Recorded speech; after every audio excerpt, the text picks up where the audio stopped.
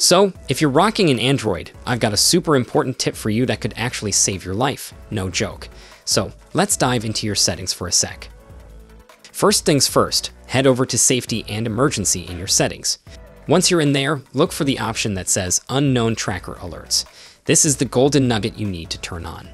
Just toggle that Allow Alerts option, and you're done. What this nifty little feature does is send you a notification if there's a tracking device lurking around and following you.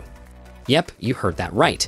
If someone has snuck a tracker into your bag or pocket, your phone will give you a heads up. It's like having your very own personal bodyguard right in your pocket. Super comforting, right? Now, here's a cool trick to keep your phone screen from dimming while you're using it.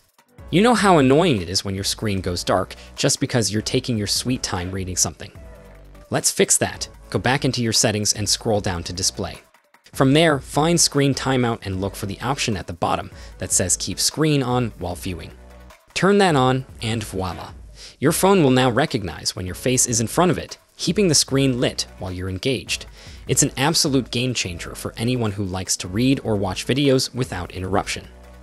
And if you're a wallpaper enthusiast, who isn't, right?